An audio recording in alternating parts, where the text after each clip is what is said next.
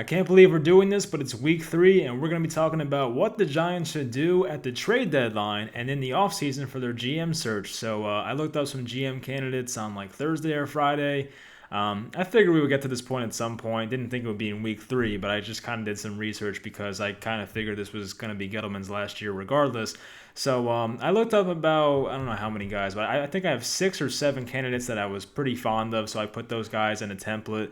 We'll go over them later. And I also have some trade ideas for the trade deadline coming up because the Giants have some expiring contracts, some veteran players that don't really make sense to be here right now, so I included that as well. But let me know in the comments what you would do. Who do you want for GM? Who should the Giants trade? Things like that. Hope you enjoy, and let's get into the video. So what deadline moves should the Giants look to make? So their 2021 draft picks, they have their own picks in rounds 1, 2, and 3. Now in rounds 4 and 5, it gets a little more confusing. So if Leonard Williams is not re-signed, the Giants get their 4th-round pick, which is a positive. If the Giants do re-sign Leonard Williams, then the Jets get their 4th-round pick, and the Giants keep their 5th. So they do lose a pick in a round, basically. If they re-sign Williams, that would kind of be a downside to it, but just, the trade made no sense, so here we go again. But they get their round 6 pick. Their round 7 pick went to Denver for Isaac Yiadom. That has not paid off yet so far. It's still early in the season. I thought Yiadom had a pretty decent game yesterday, so maybe he'll build on that. The guys I would try to trade, so Golden Tate, I personally would try to trade him for a 6th-round pick. They're not going to get a lot for the guy, but he's on a contract that you could get out of after this year for only $4 million in dead cap, which would not be too bad of a contract. So maybe one team will take him if they need slot receiver help. I would try to trade Marcus Golden for a 5th or 6th round pick. It's a guy coming off a 10-sack season in 2019. He's really not playing much this year, which is pretty surprising, honestly. I mean, Lorenzo Carter is getting majority of the snaps, and then it seems like O'Shane Ximines and Kyler Fackrell are kind of splitting the other side. So, if he's not really playing too much, you might as well trade him. A team like Seattle can definitely use him. I think that would make a lot of sense. So we'll see if they can get a 5th rounder for him, hopefully. If not, try to get a 6th. Honestly, take whatever you can get for Sterling Shepard. I know a lot of people like him. I do like Sterling Shepard when he's healthy, but I don't trust him to stay healthy. Unfortunately, his contract runs for 3 more years after this, so it's definitely a contract that's going to haunt them for a while. It's kind of hard to get out of as well. They can't really just cut him. It's not going to save a lot of money. There's a lot of dead cap space on that contract. So if the Giants can honestly trade Shepard for even a 7th-round pick just to get his contract off the books, I could probably deal with it. It's definitely not good value for a player like him, but just to free up that cap space and get his contract off the books is probably worth it to me, so I would try to do that if I was them. I would try to trade Evan Engram at the right price, maybe like a top 70 type pick. I'm not going to trade him for like a 5th rounder, but if they can get the appropriate value for a guy like Evan Engram, it's probably worth it. Now, as Giant fans, we all know what's going to happen. Evan Engram's going to get traded, and he'll go off and have a great career somewhere else. That's probably what's going to happen here. But it seems like his time with the Giants, it doesn't seem like he'll ever break out as a Giant. I don't know why it's not going to happen. He has not looked right this year. They have not used him the right way so far, so it is a bit disappointing. But maybe the next couple games he plays well, maybe ups his draft stock, which would be nice. But if they can get a top 70 pick for him, then I think I'm all for it. I will take that. At the end of the season, we're kind of jumping ahead here, but at the end of the season, I would try to cut Kevin Zeitler, Nate Solder, and Golden Tate if he's not traded, and save around $41 million in cap space. They would have to take $20 million in dead cap space because the Nate Solder contract, not very friendly for the dead cap. And if you're familiar with the contract situation for him, it basically got pushed back another year. So Nate Solder's contract for 2021 is pretty hard to get out of, but you might as well just cut him and save the $2 million. I mean, they have Parrott, they have Thomas. There's no point in keeping him anymore. Just cut him, take the dead cap hit. It is what it is. It was a terrible contract. We know that, but just get out of it. So that'd be my plan for the trade deadline, even the guys I would cut, at least knowing now, at least the guys I would cut. But let me know in the comments what you would do with that. And now let's get into the GM candidates. All right, so how would I conduct the GM search? So I think it's about time the Giants go for an outside voice, and I think we've seen this one before where, knowing John Mara, he'd probably just promote Kevin Abrams and just go on about his business because why not? That's the thing he's comfortable with doing, so John Mara would probably do that. I say, please don't do that. Please search from a voice outside the organization, go to a different organization or even someone that's working in media or something like that. Don't promote someone within the organization. I mean, I'm just tired of that.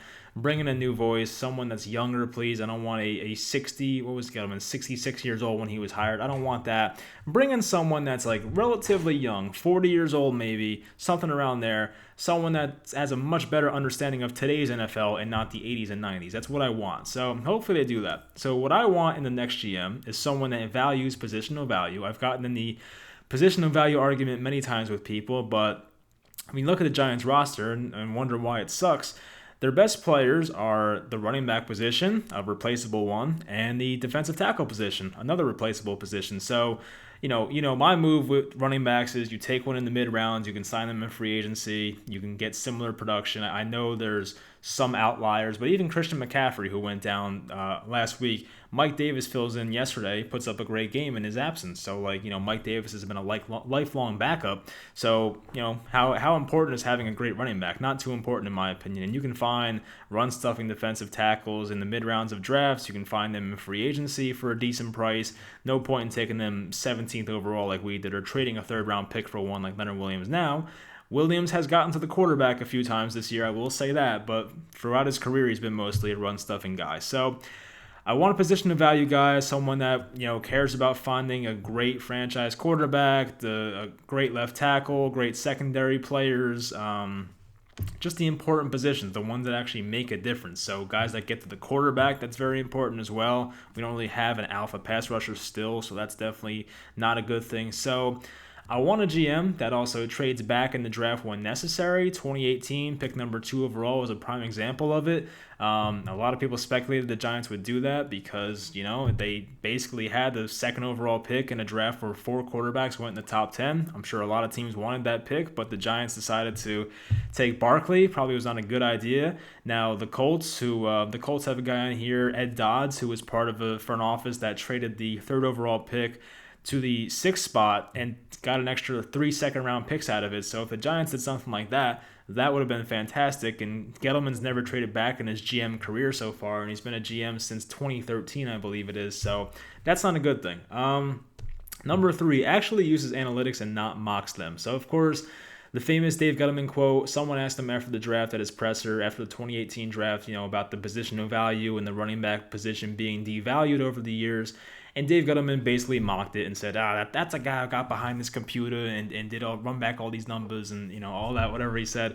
And that's still a famous clip to this day, honestly, because it was so stupid. But then 2 years later, he talks about how he's bringing in these computer folks and really taking in analytics and things like that. I don't want to have a GM come in here, ignore analytics for 2 years, and then talk about how it's important all of a sudden. No, don't do that. And he tries to tell us he was joking. I seriously believe he was not joking. But anyway, has a higher batting average in free agency and makes trades that actually make sense. So, even John Mara talked about the free agency batting average being better for Gettleman. It has to be better. Blake Martinez and Bradbury look great so far, even Kyler Fackrell. Don't know how much of that was Joe Judge influence, but before this offseason, there weren't many great free agent signings by the Giants in the Dave Gettleman era, so I have to include that. I think Michael Thomas might have been one of the best ones, and he was like a backup safety, special teams guy, so that tells you all you need to know right there about that. But the trades, the Leonard Williams trade was garbage. We know that. They gave up a 68th overall pick when they could have signed the guy 4 months later in free agency. The Alec Ogletree trade, which was terrible. Guy was trash. They basically gave him $12 million the past 2 years to be a below average linebacker, and no one wanted him. He ended up on the Jets practice squad this year. He played for the Jets, I think, last week. Looked terrible again, so another bad trade right there. Number 5, will embrace the rebuild and realize this is not a win-now roster right away. So, of course, Gettleman went on the Michael Kay show, or I think it was Michael Kay's show, after last year, and tried to tell us he was trying to win and rebuild at the same time. That rarely ever happens in sports. It's not even worth trying. I think a lot of it is John Mara influenced about the 2018 team. I'm one of those people that said they should have went all-out rebuild in 2018. They tried to, patch up this roster the best they could and go all in with Eli Manning in 2018. Severely backfired on them.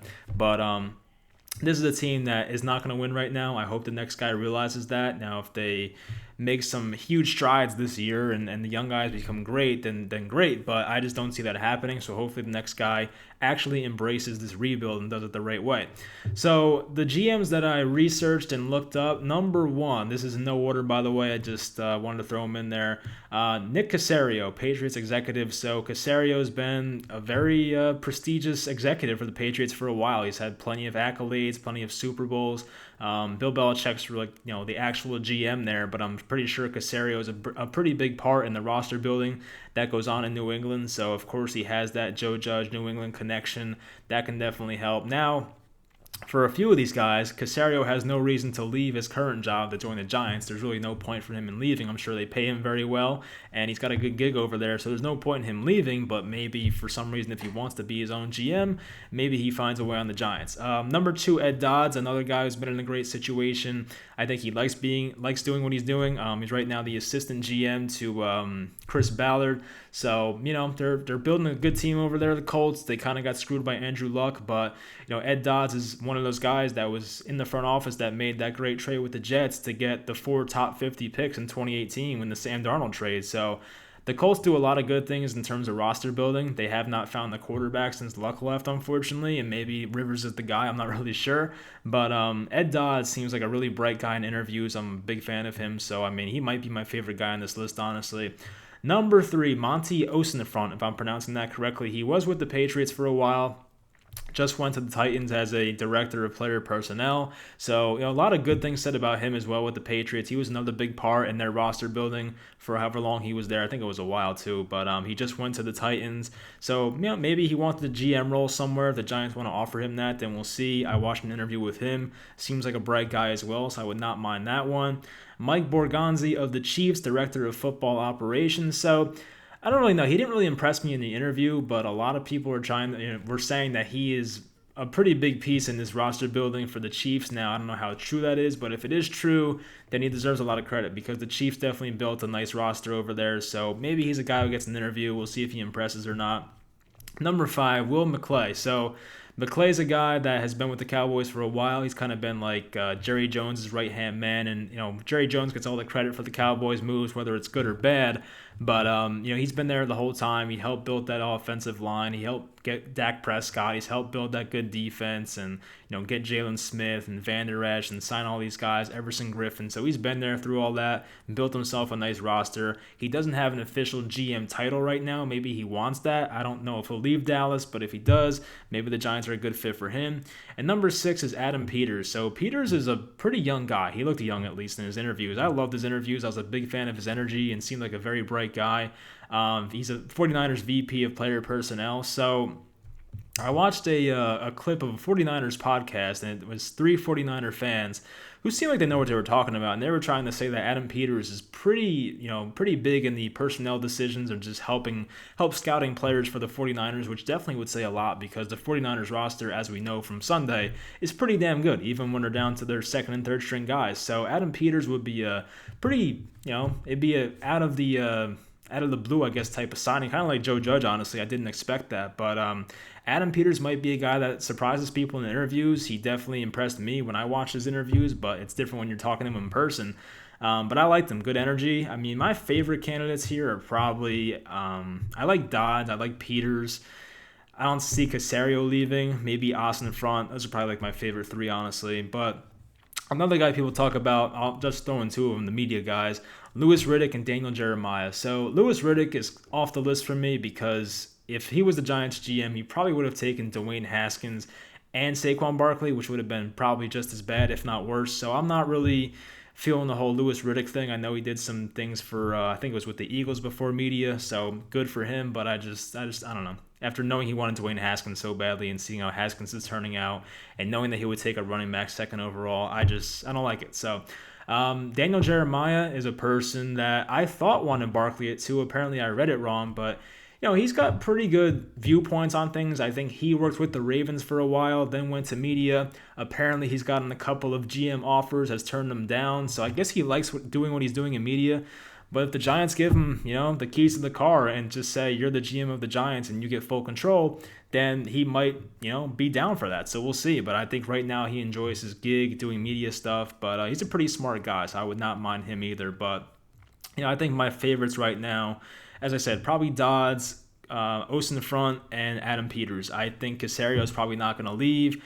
Jeremiah's probably not going to leave, but I would still be interested if he was. But that's pretty much it. I mean, this is just speculating at this point. Maybe we'll get some more news. I'm sure once Gettleman's fired, they'll have some interviews lined up and we'll be able to speculate more about it. But until then, it's just speculation at this point. But hopefully you guys enjoyed this video. Let me know in the comments who you would pick at GM and things like that, what trades you would make. And hopefully this season is not a complete dumpster fire. It's looking like it. It might be an 0-5 start with the Rams and Cowboys coming up, but we'll see. I'm rooting for Daniel Jones. Hopefully he's the guy, but at the same time, we got to be realistic. And if he keeps playing like this, then, I don't want to say it's Trevor Lawrence season because I'm going to sound like an idiot, but if he doesn't fix what he's doing right now, it might have to. And I got to say, because, I feel bad for the kid, the Giants are doing Daniel Jones no favors whatsoever. I don't know many young quarterbacks that would succeed in this environment. I mean, the guy has no offensive line still, thanks Gettleman.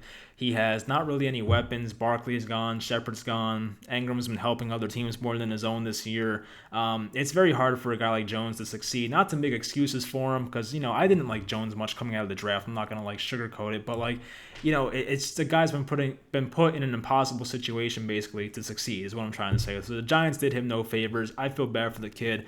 Hopefully he finds a way to make I don't know what to say here, but just salvage this year and make it look better than it has the first 3 weeks. I mean, Jones looked pretty good the first week, made the mistake, looked pretty good at some points 2 weeks ago, but then last week was a disaster. So we're trending in the wrong direction right now, but I think somewhere in there, Jones is a lot better. We know that. He had games last year where he had 5 touchdowns and no picks, 4 touchdowns, no picks. He has it in him, so he has to do it consistently, and hopefully for his sake he can do it. But as I always say, I'm going to be realistic about it. If I think the Giants need to move on from him, I'm going to say it eventually, but not right now. I'm going to still root for the kid, and hopefully he has it. But I'll talk to you guys next time. Thank you for watching. Hope you enjoy, and I guess I'll talk to you guys for a pregame for the Rams game on maybe Friday or Saturday. Well, I guess we'll see. It depends on the wisdom teeth situation.